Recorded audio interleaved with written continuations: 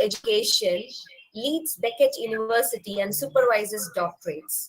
Dr. Naima led the EAP modules on the International Foundation year for over 10 years and was course leader for the MA English language teaching. She led modules on course design, assessment, materials development, multimedia, and independent learning for the MA ELT. Dr. Naima's work with the Center for Teaching and Learning at the Leeds Beckett included membership of the Postgraduate Taught Award Group, Postgraduate Learning Outcome Task, and Finish Group.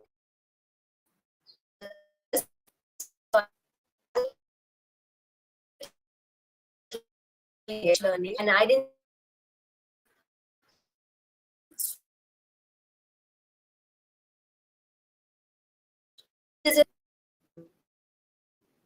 Our valuable inputs serve you to create academicity.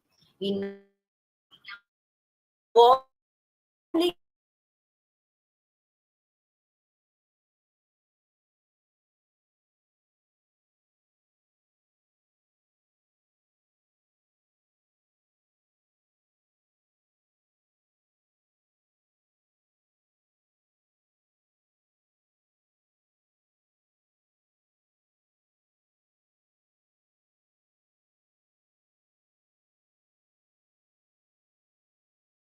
and we'll talk about what I promised to talk about. It's very cold here. I wonder what the weather is like there. It's -5, my laptop tells me, outdoors. So let's hope that it's a lot warmer where you are. Sorry, it's just taking me a few seconds to bring up my. Here we go. Okay. So, renewed thanks to Etheraj College and the organizers of this conference. Motivation is key to all we do, not just education and learning. So for a few moments, I would like to ask you to pause and think about what has brought you here today to this session, to the conference. So what was your motivation? What did you have to do to be here? And what will you do to maximize your learning and your experience really of being at the conference? So what is your motivation for being here?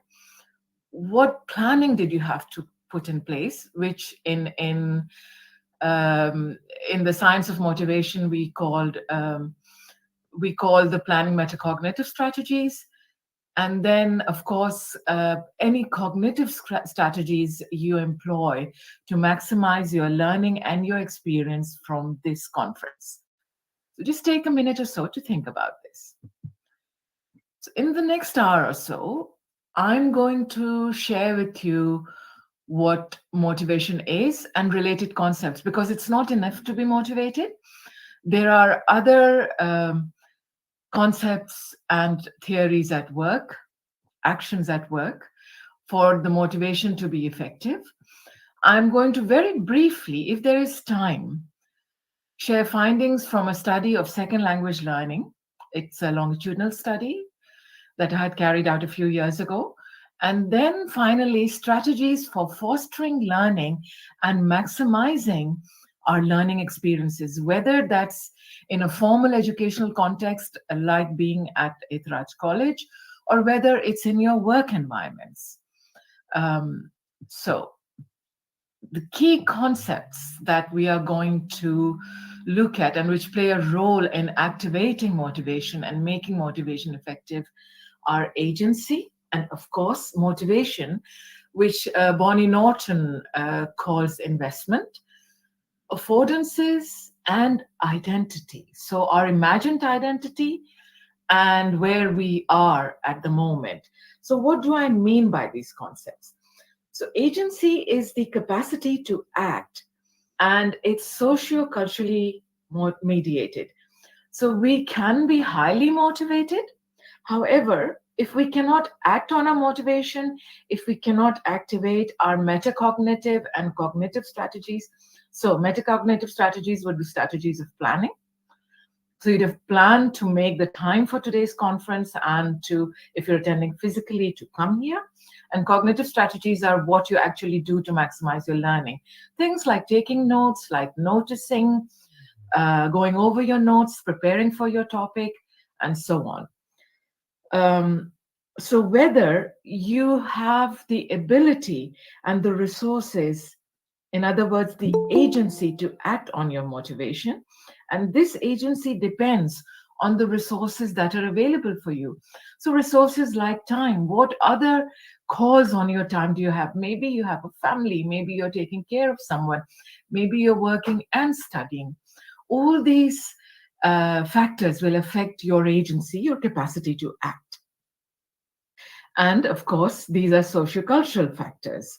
What are your cultural expectations of giving time to your family, giving time to your work, and giving time to your studies and your personal learning? Motivation is the why of things. And there's been a lot of research on motivation, especially in the area of language. It began in the 50s in Canada with Gardner and Lambert, and it still continues. And some of the recent work has been done by Dernier, Professor Yoshieda, and of course, Bonnie Norton. Then the concept of affordance. So what opportunities do we have in our environment, in our social environments, which includes our learning environments, because learning is very much a social activity. So what opportunities do we have in our environment to advance our learning? So I'm going to come back to these concepts as I go through my talk. So for instance, this conference is an opportunity. However, not everybody may have had the agency to attend the conference. And then the concept of identity. So this comes from the work done by Marcus and Neurius, who were psychologists back in the 70s, on possible selves. So our future selves, the people we want to be. And as you can imagine, this is an ever-moving concept. We may be at a certain place in our personal lives, in our working lives, in our learning lives at the moment, but we are always aspiring to go further. And so our ideal second language self, because I'm a linguist, so I'll constantly be referring to second language learning. But these concepts are very transferable to wider education and learning as well. So the ideal self we want to be in the future, this could be somebody who speaks English proficiently and expertly, along with being a marketing expert or a physicist. So what is the identity we aspire to? So these are the concepts I'll be referring to throughout. So let's just look at motivation a bit more closely. So this is a concept from psychology. And apart from a number of concepts, it mostly comes from Abraham Maslow's classic hierarchy of needs, which I'm sure most of you are familiar with. So these needs begin with physiological needs. Are we hungry? Are we thirsty? Are we in a warm place? Are we cold? And it goes on to safety. Once these needs are fulfilled, our needs for feeling safe. So not just physical safety, but emotional safety. How safe do we feel in a classroom or in a conference to express ourselves? And do we feel we belong to our work groups, our learning groups? Do we feel that they respect us? Is there a degree of esteem? Now, with these needs, the motivation decreases as the needs are fulfilled. However, the need for self-actualization, self-fulfillment, to become that ideal L2 self or that ideal future self, the motivation actually increases as our needs are met. Our aspirations always go higher and higher. So coming back to motivation, some key concepts, which again, many of you might be familiar with if you're linguists or if you're familiar with learning theories, but I would just like us to remind ourselves of these key concepts because they have implications for classroom practice and learning practice.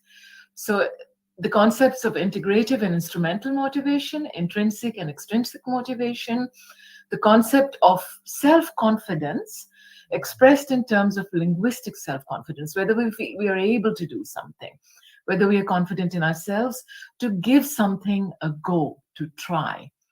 Learner attributions and resultative motivation, strategies and self-regulation, and finally, the process model of motivation, which comes from Otto and Dernier and talks about motivational phases.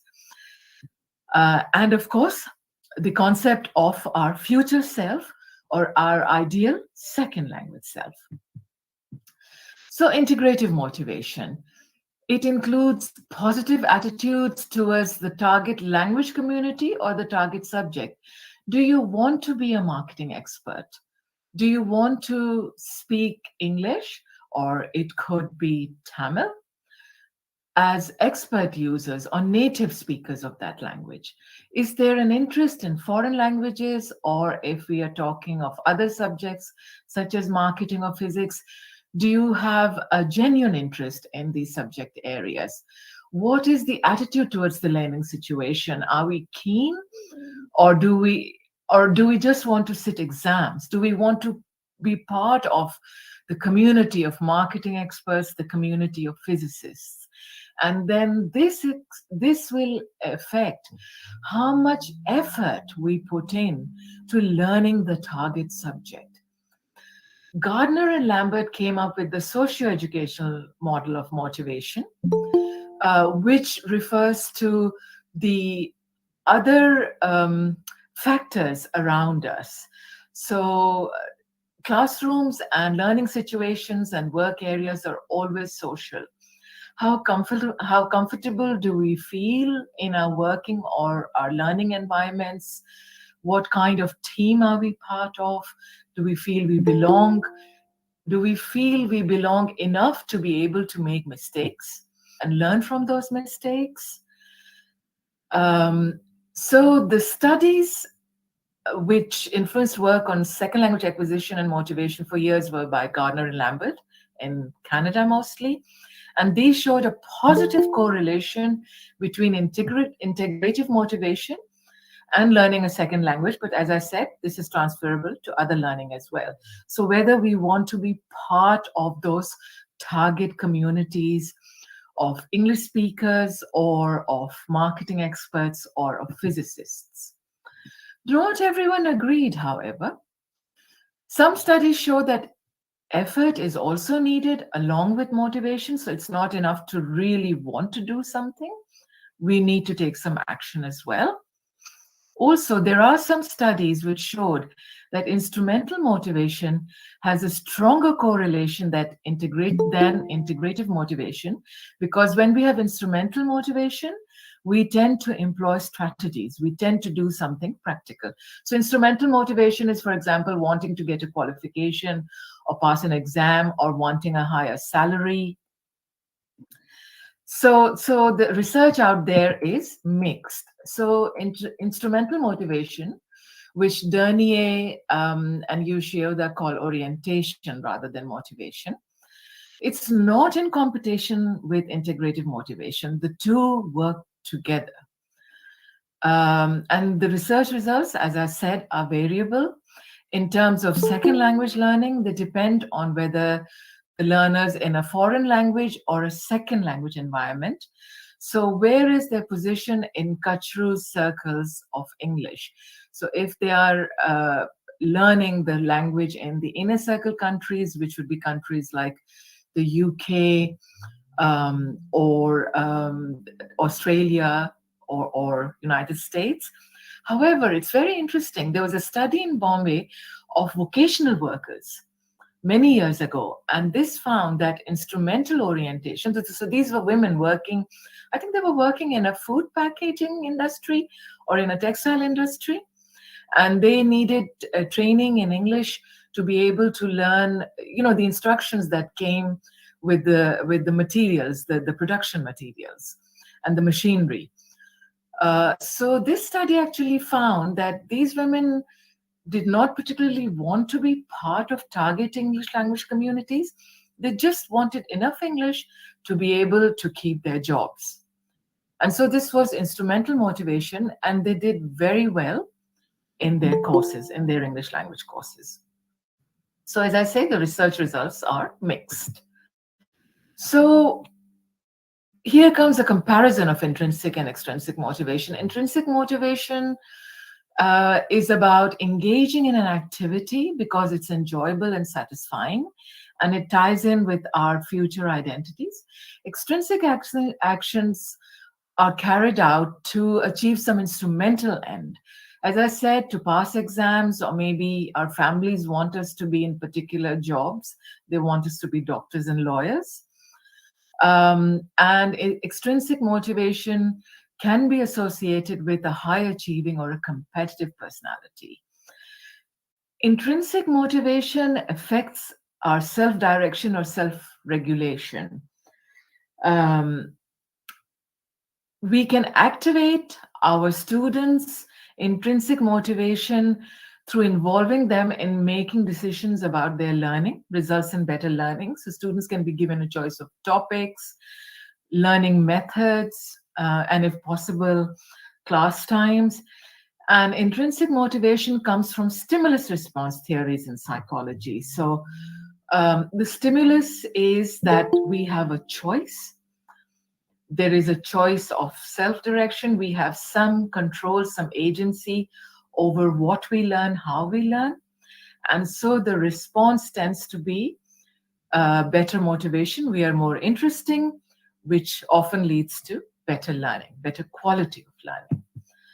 Linguistics, so I'm still going through those key concepts that I had talked about earlier, that I had listed. So linguistic self-confidence is about self-belief. We think we can do this. If we think we can do something, we'll attempt the task, we'll attempt the course, we'll attempt the qualification. And in terms of language learning, because one needs to practice a lot, and actually in the physical sciences as well, physics, chemistry, biology, there's a lot of practical work involved. The best predictor of success is self-confidence, because it is that confidence which allows us to attempt the task. So there is a relationship between confidence and success that was shown in more recent studies, and in terms of research, 2006 is recent. Usually, for research to consolidate in an area, it takes anywhere from 50 to 100 years in the social sciences. So learner attributions are reasons that we give for our success and failure in second language acquisition or other learning. So for example, when we go for exam, we may take along a particular pencil or a pencil case or a lucky charm. Or we may say that we have succeeded in the exam because we did a lot of revision, we did practice papers, or we learned our spellings. So attribution influences motivation and strategies. So for example, if I think that I was successful in my last exam because I took along my lucky pencil case, then that is the strategy I'm going to adopt for future exams. However, if I thought that I succeeded in my exam because I revised, I did practice papers, so this is my attribution to my success, then that's what I will do for future exams or for job interviews. Okay. There is also resultative motivation. So when we succeed in a task or in doing something, we are motivated to attempt that task again or to attempt a more difficult task. So if I am successful in making sambar, for example, next time I will attempt making idli and sambar. Okay, so that's just an everyday example. So self-regulation and learner strategy. So self-regulation is a metacognitive strategy. So as I said earlier, a metacognitive strategy is around planning. So self-regulation is when we monitor what we are learning and we change our strategies. So for example, we've been taking notes during lectures and we realize when we go over those notes that they are not sufficient. to increase our learning. So we will go back and also read the references that were provided on the course, those papers, those books. So we will change our strategy and add the strategy of reading academic sources as well. So our motivational orientation determines our choice of strategies. So if our motivation is integrative, for example, I want to be a physicist, I will go to physics conferences, I will hang around the physics department because I want to hear how physicists talk, what they want to talk about.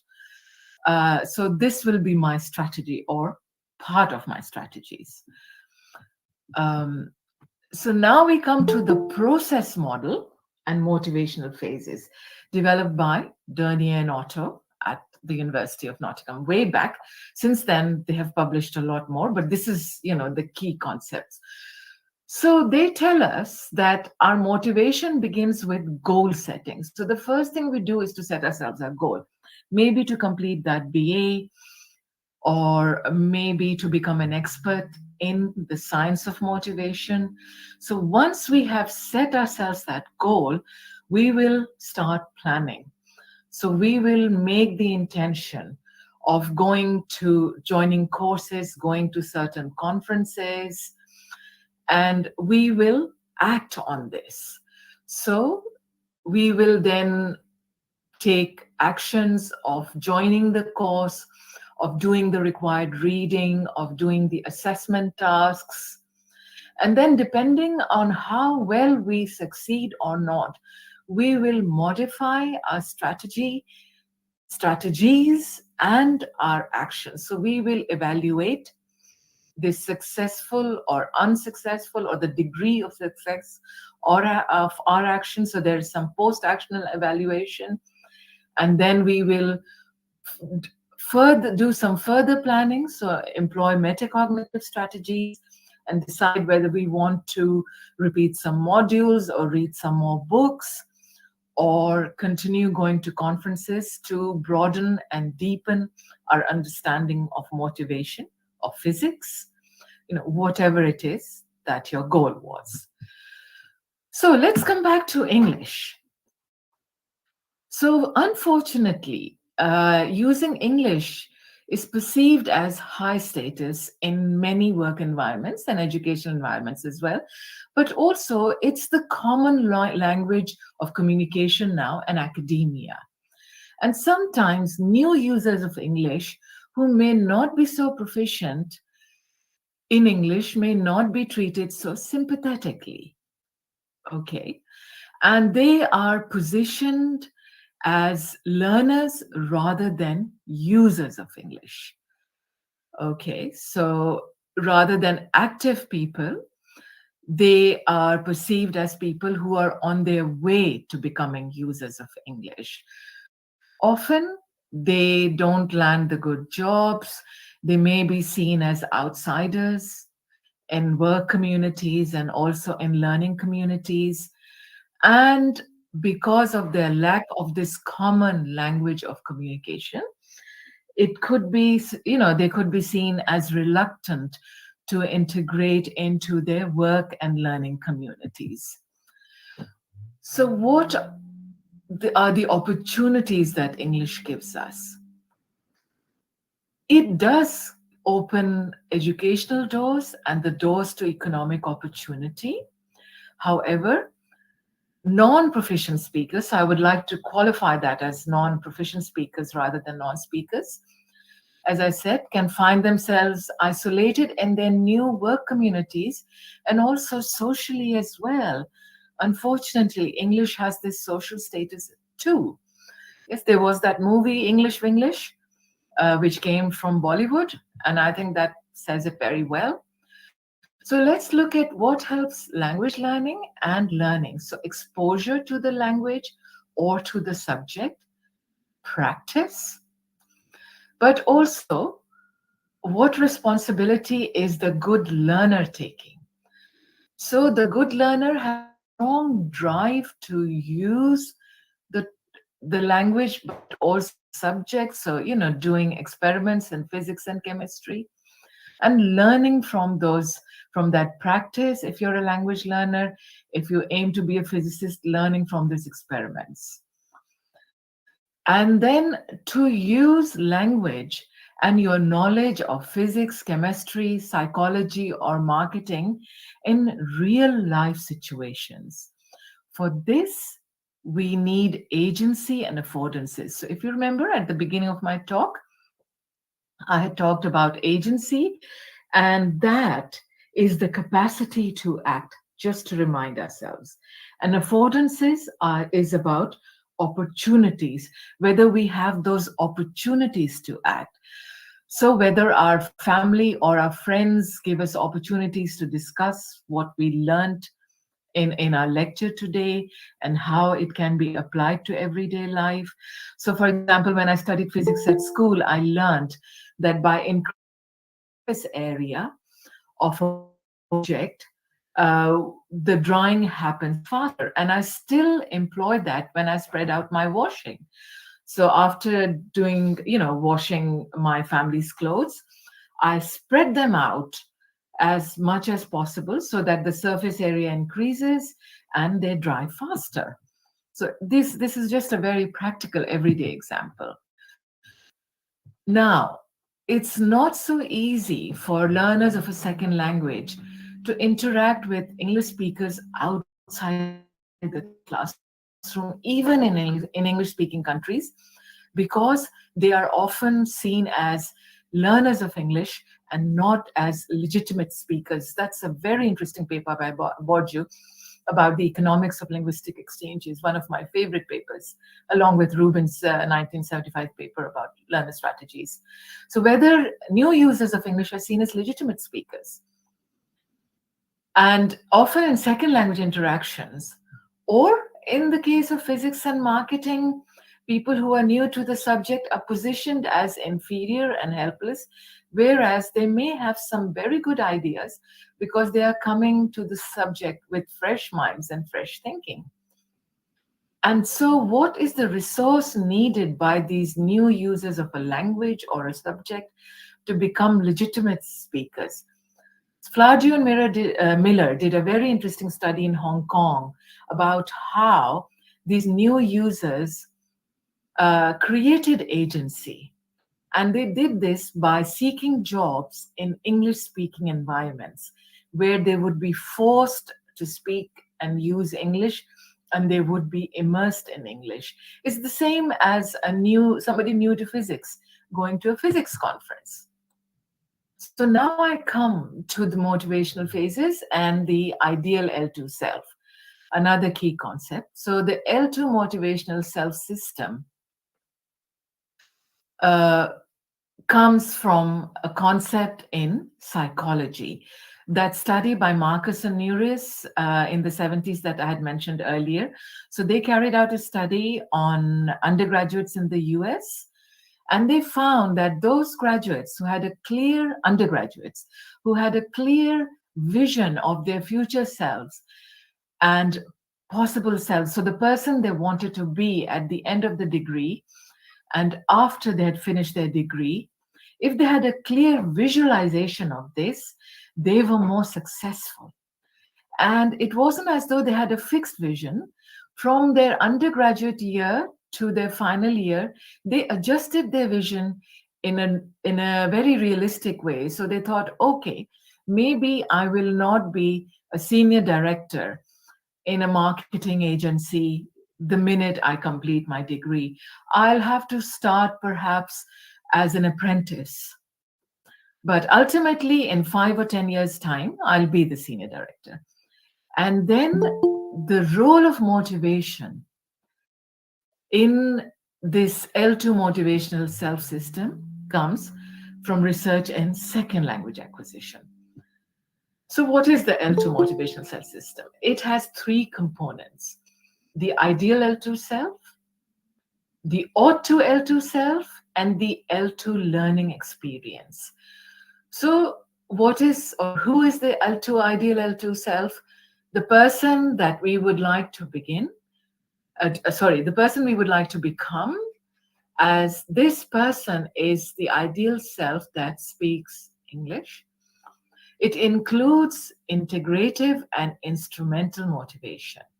So, wanting to be like an expert user of the language or an expert physicist, and instrumental motivation in terms of getting qualifications. Now, it also includes the ought to self. So, the ought to self refers to the attributes we believe we must possess to become the ideal L2 self. And if we don't possess these attributes, then our life would have negative consequences.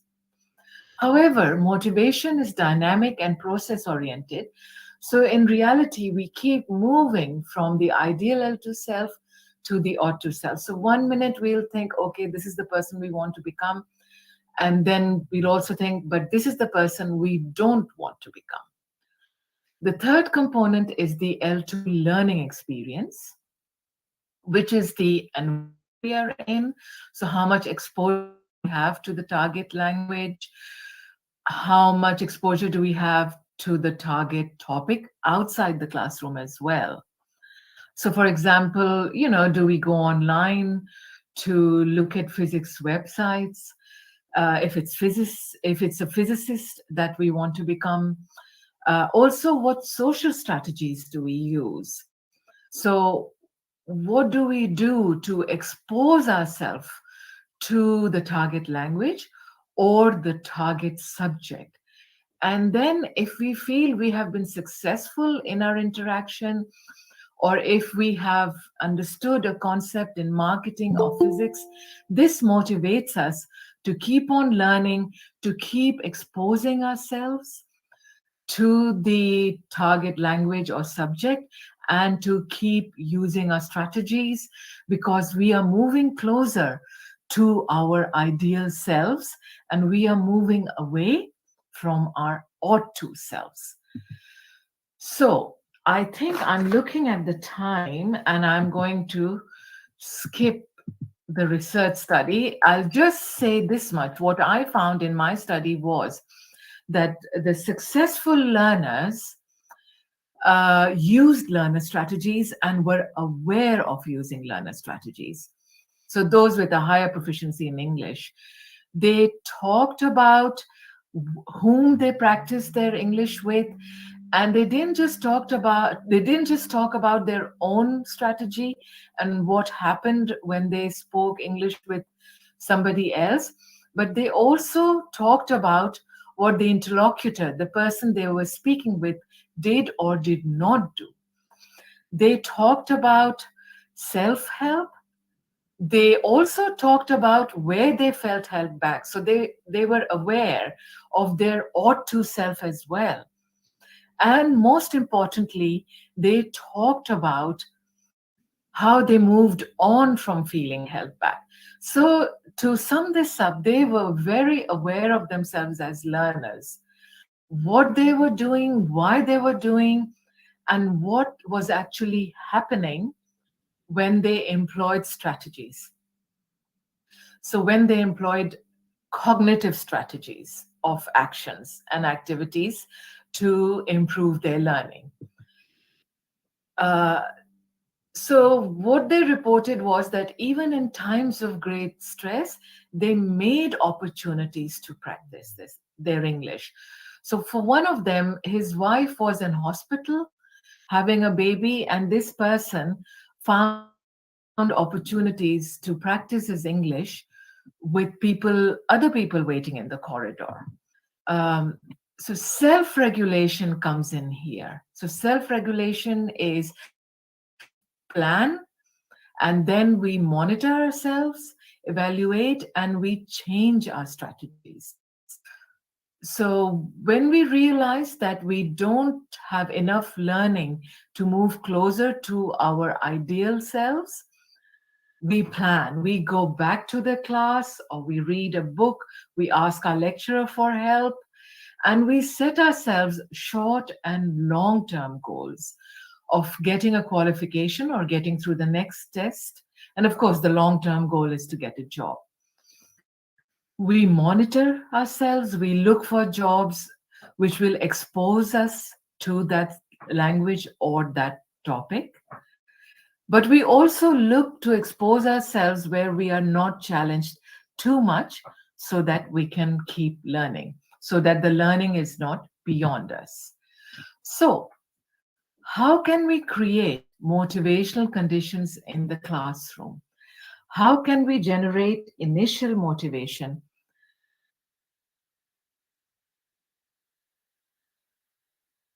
in self-evaluation in our learners, because this leads to resultative motivation. People want to keep on learning. So what does research tell us?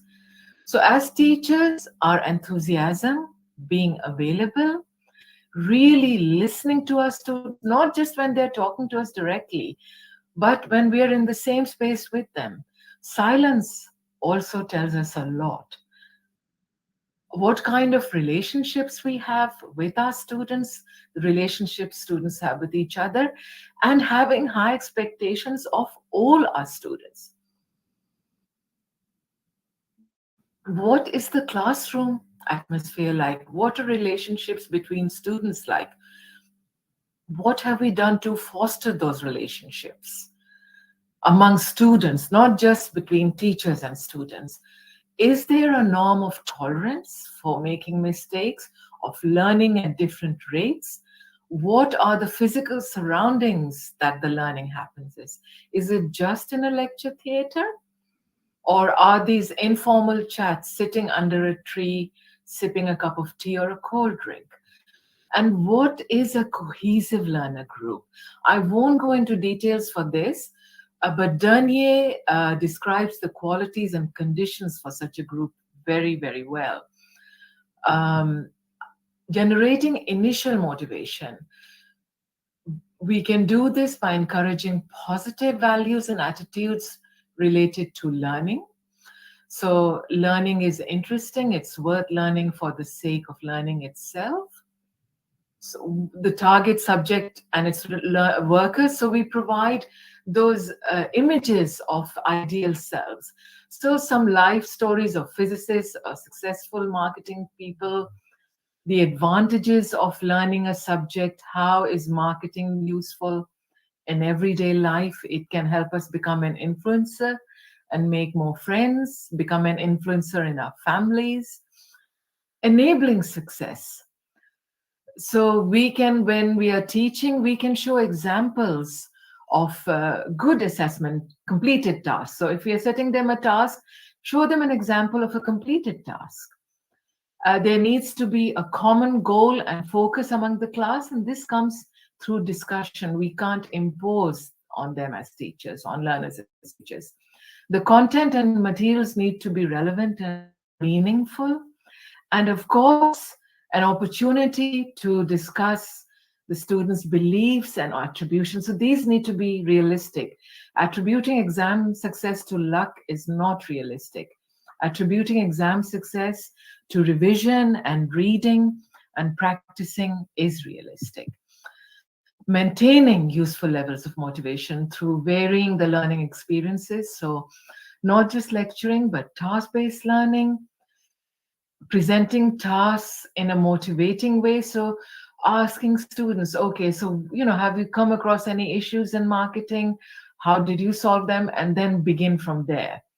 Lots of opportunities for student involvement. I'm a great believer in task-based learning, ensuring that learners have goals, they are clear about these, and they own their goals. Developing self-esteem, positive social identity, and self-confidence. None of this will be news to you. We all know that our learners need to experience success on a daily basis. So in each lecture that or practical session, they need to go away feeling that they have learned something. They can be taught the strategies of note taking, of noticing, of planning. And we need to reduce learners' anxiety by pacing the learning, by providing scaffolding before the session, during the session, and after the session. And making learners feel that learning is in their hands, they can learn at their pace. And self-motivating learner strategies, so strategy training, positive self-evaluation through encouraging realistic attributions, as I said before, so by encouraging effort, not luck. Positive feedback, constructive feedback, so not, oh, this, this was wrong, but this is what you need to do to get a higher mark. And providing feedback in a timely manner, and celebrating successes, small successes, in every lecture if possible, every session if possible. What are the overall lessons for teaching and learning in the areas of motivation and strategy? Strategy training is, but there are a couple of issues. There is not enough research for strategy training for strategies outside the classroom. Also, learners' perception of learning also need to be taken into account. This is my alarm telling me I have 10 minutes left, so I'm going to stop very soon. And creating opportunities, so bringing in real life experiences, activities into our classrooms. And then giving an opportunity for the learners to explore their identities, their ideal selves. And there is research here which tells that this works. So Pizzolotta et al., actually, this was a group study. They carried out a study again, I think this was in South America, in a further education college, where low achieving students were encouraged and trained to use metacognitive strategies. So strategies for planning to move closer to their future selves. So they were asked to visualize, who they wanted to be in, at the end of the next 3 months, the year, and then the more longer term at the end of the next year, the next 5 years, and then plan what they needed to do, what they could do to be that possible self, that ideal self. So to make those opportunities for learners and students to do that. So I'm going to stop here. Thank you very much for listening. That was really a whistle-stop tour. And I am open to questions now. I've stopped sharing my screen. And so, as I said, I'm open to questions if there are any, or comments. Have you come across these concepts before? Do you use them?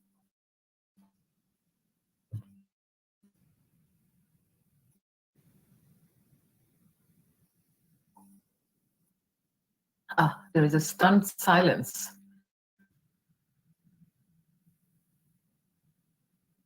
You're muted, Pravina. Yeah. We are here, ma'am. Don't worry.